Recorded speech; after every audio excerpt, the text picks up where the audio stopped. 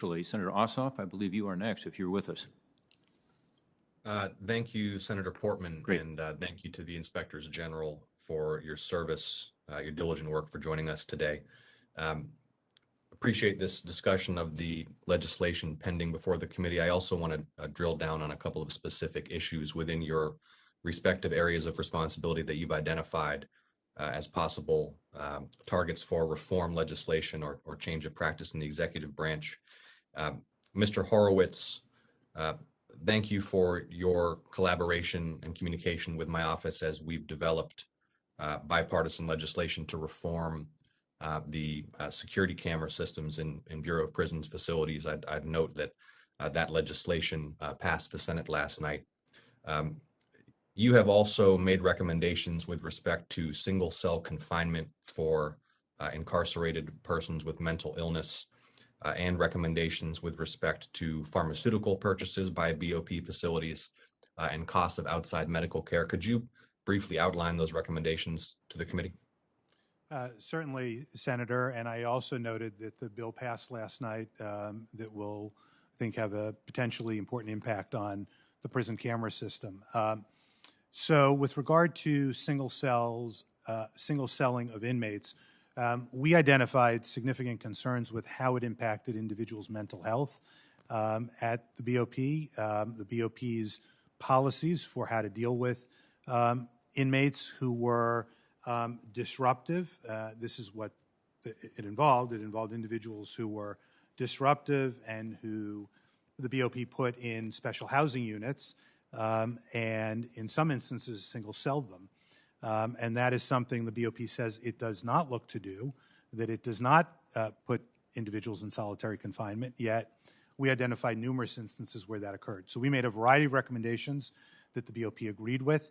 As I sit here today, Senator, I don't know the status of those, but I can certainly follow up with you on that. On the pharmaceutical side and the cost side, we've issued a number of reports identifying how the BOP has not taken the steps it could take to reduce some of its costs so that it could save money in various areas that it's spending, particularly on the pharmaceutical side. And so, for instance, what we found is that there are 4 agencies that receive what's called the Big Four pricing, which is favorable pricing on pharmaceuticals, but that the BOP, even though it has one of the largest healthcare systems, if you will, because it has to take care of the 150,000 or so federal inmates, doesn't get that preferred pricing. And so we also made the recommendation to the department that it consider coming to Congress to seek legislation to also be able to obtain that favorable pricing,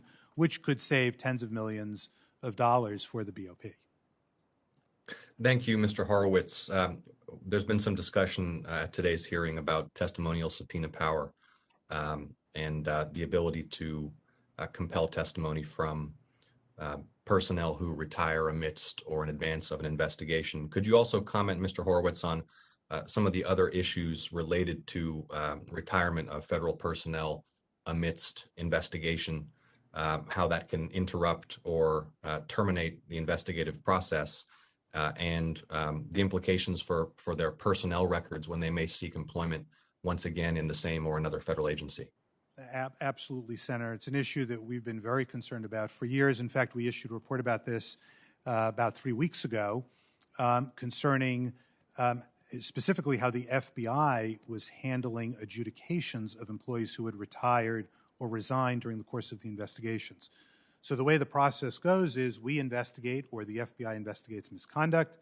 It completes its work and sends it to the FBI's Office of Professional Responsibility for adjudication, which is to determine what penalty or discipline to impose. And what we found is that the FBI regularly, with limited exception, closes its adjudication if an employee resigns or retires. And we found in 2017 and 2018 that that occurred in more than 10% of the cases.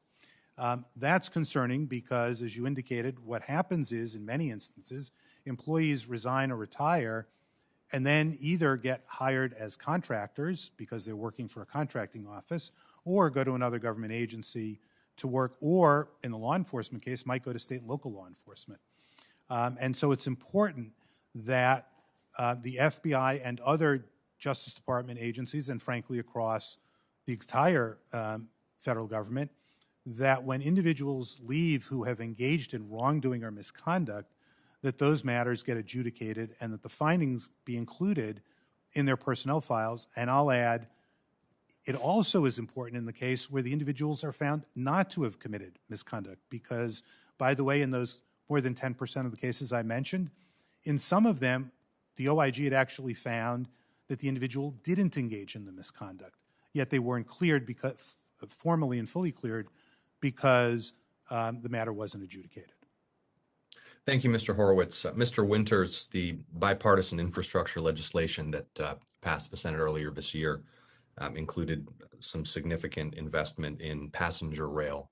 I'm a strong advocate for expanding passenger rail capacity in the United States, and particularly in the Southeast, to connect, for example, Atlanta, Macon, Savannah, Atlanta, Charlotte, Atlanta, Nashville, and additional commuter rail options for rural and suburban and urban communities across the state of Georgia. You've made recommendations and I think alarming observations with respect to the cybersecurity of Amtrak's train control systems. Could you please detail in my remaining time those observations and recommendations for the committee? Well, in this public setting, Senator, I can't go into a lot of detail on it, and I would be happy to meet with you privately regarding some of those the particular details on that. I'll say this, that Amtrak is not alone, in terms of having challenges with cybersecurity.